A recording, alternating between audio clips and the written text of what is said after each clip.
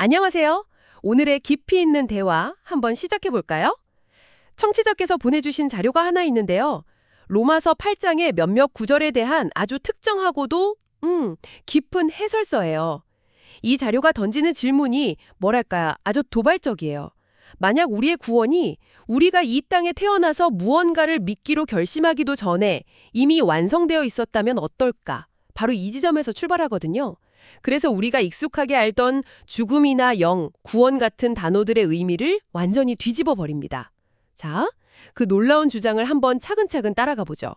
먼저 가장 충격적이라고 할 수 있는 구절부터 시작해 볼게요. 몸은 죄로 인하여 죽은 것이나 라는 부분인데요.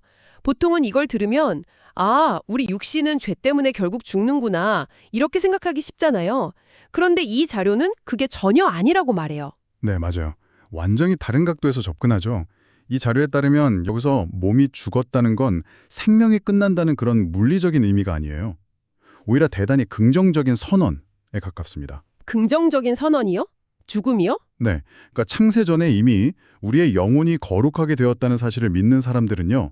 더 이상 인간의 노력으로 지켜야만 했던 구약의 율법이나 계명에 얽매일 필요가 없다는 거예요. 그 율법의 의무에 대해서 우리가 죽은 존재가 되었다. 이런 의미로 해석합니다. 와, 잠깐만요.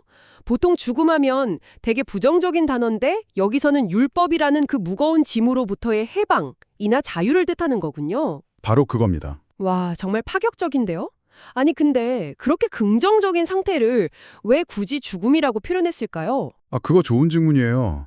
아마도 그만큼 완전한 단절을 의미하기 때문일 거예요. 더 이상 이전의 방식, 그러니까 이걸 해야 구원받고 저걸 안 하면 벌 받는다는 식의 율법 체계와는 아무런 상관이 없는 새로운 존재가 되었다는 거죠. 마치 국적이 바뀌면 이전 나라의 법을 따를 의무가 없어지는 것처럼요. 그 법에 대해선 완전히 죽은 셈이다. 네, 바로 그거죠. 그런 의미군요. 완전한 관계의 단절. 이제 이해가 좀 되네요. 그럼 바로 뒤에 나오는 너희 죽을 몸도 살리시리라는 말씀은요? 율법에 대해 죽었는데 또 몸을 살린다고 하니까 이건 우리가 흔히 생각하는 그 육체적인 부활을 말하는 걸까요? 그것 역시 우리가 상상하는 것과는 좀 달라요. 자료에서는 이걸 육체의 부활이 아니라 우리의 몸이 신령한 몸으로 변화되는 과정이라고 설명해요. 신령한 몸이요? 네. 근데 여기서 신령한 몸이라는 게 무슨 초능력을 가진 몸이 된다, 이런 게 아니고요. 우리 삶의 목적과 방향이 완전히 바뀌는 걸 의미해요. 삶의 목적과 방향이요? 좀 더 구체적으로 풀어주시겠어요? 네. 그러니까 이전에는 세상의 가치, 예를 들면 돈이나 명예, 쾌락 같은 육신적인 것들을 사랑하고 추구하며 살았다면 신령한 몸이 된다는 건 그런 것들로부터 돌아서는 거예요. 보이지 않는 영적인 가치, 즉 천국만을 소망하는 상태가 되는 거죠. 비유를 하자면 똑같은 자동차인데 이전에는 흙탕물 튀기면서 비포장 도로를 달리는 데 쓰였다면 이제는 잘 닦여서 경주용 트럭을 달리는 데 쓰이는 것과 같다고 할 수 있죠. 하드웨어는 그대로지만 그 목적과 기능이 완전히 달라지는 겁니다. 그 자동차 비유가 확 와닿네요. 물리적인 부활이라기보다는 이 땅에서 살아가는 동안 우리의 가치관과 삶의 방향성이 180도 바뀌는 영적인 변혁, 그걸 몸을 살린다고 표현한 거군요. 바로 그거예요. 이 자료는 부활하신 예수님이 제자들에게 나타나셨을 때 살과 뼈가 있는 몸을 가지셨던 것을 예로 들거든요. 그 몸이야말로 하나님의 뜻을 행하는 신령한 몸의 완벽한 모델이라는 거죠. 우리 역시 이 땅에서 육신을 가지고 살지만 그 목적이 세상을 향하는 게 아니라 하나님을 향할 때 우리의 죽을 몸이 신령한 몸으로 살아난다는 해석입니다. 알겠습니다. 죽을 몸이 살아난다는 게 영적인 상태의 변화라는 점은 이해가 됐어요.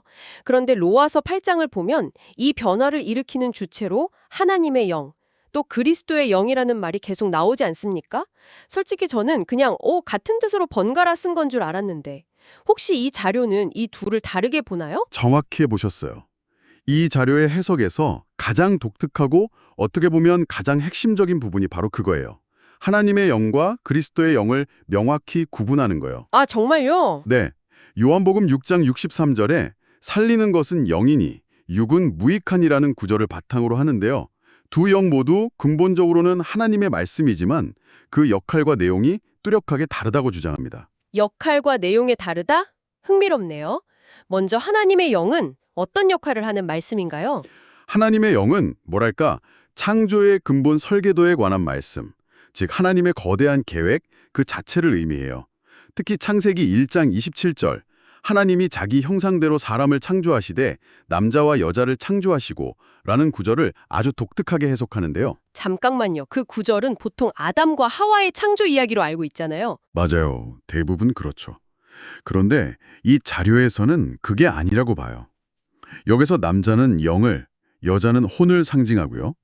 이건 아담과 하와라는 특정 개인의 육체 창조가 아니라 모든 인류의 영혼이 육체를 갖기 이전에 이미 창조되었다는 걸 의미한다고 주장해요. 와, 즉 하나님의 영이란 하나님께서 태초에 모든 인간의 영혼을 당신의 형상대로 거룩하게 만드셨다라는 그 창조의 청사진, 원대한 계획에 대한 말씀이라는 겁니다. 와, 그건 정말 처음 들어보는 해석인데요. 그러니까 우리가 아는 인류 역사가 시작되기도 전에 우리의 영적인 본질은 이미 완성되어 있었다는 주장이군요. 굉장히 파격적인 전제네요.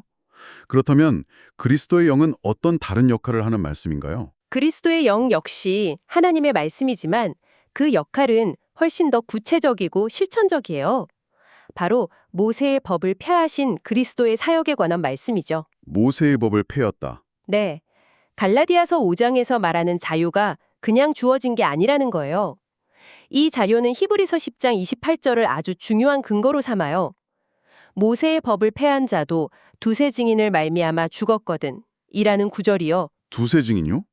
그건 율법에서 증인의 효력을 말할 때 쓰는 법률 용어 아닌가요? 이게 그리스도의 사역과 어떻게 연결되죠? 바로 그 지점이 이 자료의 독특한 해석에 빛을 발하는 부분이에요. 여기서 두세 증인을 그리스도께서 겪으신 두 번의 고난에 대한 증거로 봅니다. 첫 번째는 영으로서 보이지 않는 불 속에 들어가신 고난. 두 번째는 육신으로서 십자가에 못 박히신 고난. 아, 이 두 번의 고난이라는 확실한 증거를 통해 모세의 율법이 이제 효력을 다했음을 선포하고 우리를 해방시키셨다는 거죠.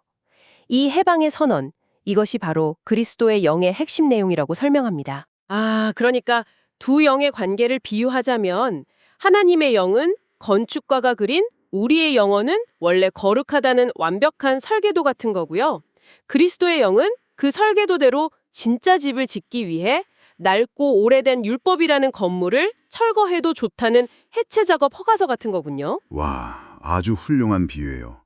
딱 맞습니다. 하나는 이상적인 계획, 다른 하나는 그 계획을 실현하기 위한 현실적인 첫 단계. 이렇게 이해하면 될까요? 네, 맞아요.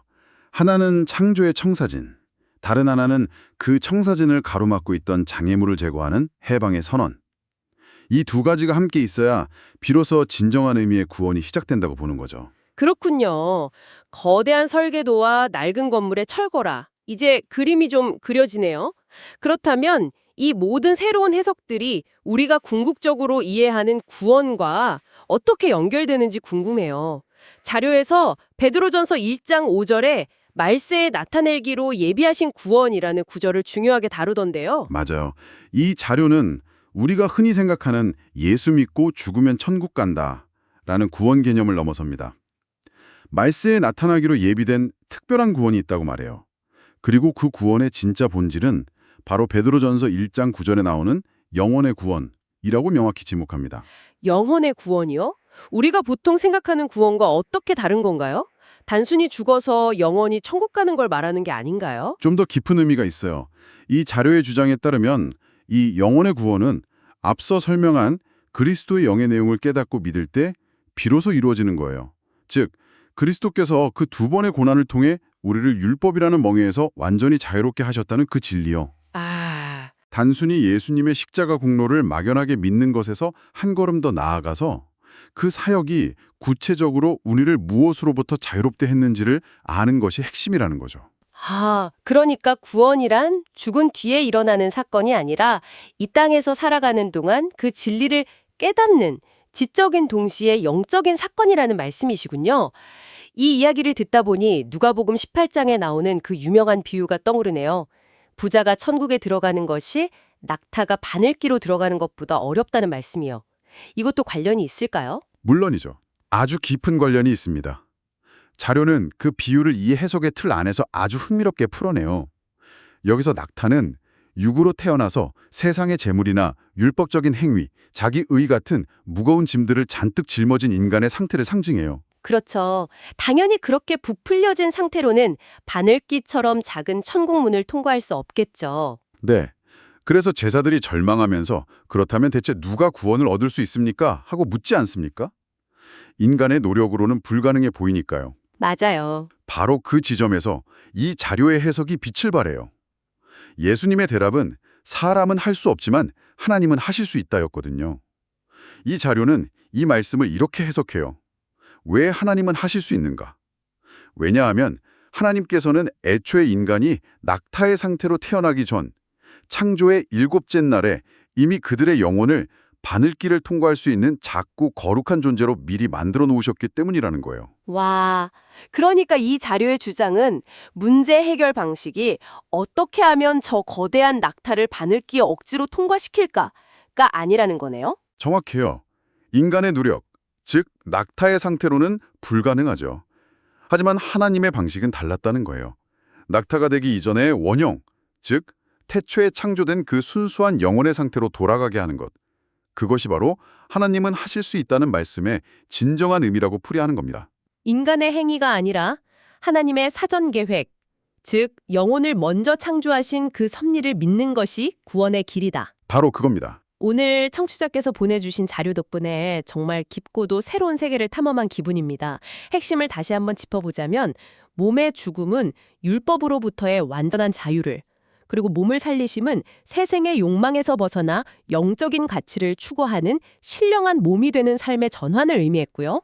또 하나님의 영은 태초에 우리의 영혼을 거룩하게 창조하신 거대한 설계도에 대한 말씀이고, 그리스도의 영은 그 설계도를 실현하기 위해 우리를 율법에서 해방시킨 그리스도의 사역에 대한 선언이라는 놀라운 구분도 살펴봤습니다. 맞습니다. 결국 이 자료가 우리에게 던지는 질문은 이거 같아요. 당신의 신앙의 목적은 어디를 향하고 있는가? 단순히 율법 조항을 지키며 도덕적으로 사는 삶에 머물러 있는가? 아니면 그리스도께서 이미 이루신 완전한 자유 안에서 땅의 것이 아닌 위의 것을 찾고 우리 영혼을 지으신 영의 아버지께 영광을 돌리는 삶을 살고 있는가? 이 자료는 후자를 향해 나아가라고 강력하게 촉구하고 있는 셈이죠. 청취자께 마지막으로 이런 생각할 거리를 남겨드리고 싶어요. 이 자료의 주장처럼 만약 당신의 영적인 구원이 당신이 이 땅에 태어나기도 전에 이미 하나님의 계획 속에서 완벽하게 보장된 것이라면 오늘 당신이 땅 위에서 겪는 삶의 고난과 기쁨, 그리고 그 모든 여정의 목적을 어떻게 새롭게 바라볼 수 있을까요? 어쩌면 우리의 지상에서의 삶은 구원을 얻기 위해 발버둥치는 과정이 아니라 이미 얻은 구원의 의미를 하나씩 발견하고 누리는 축제의 시간이 될 수도 있지 않을까요?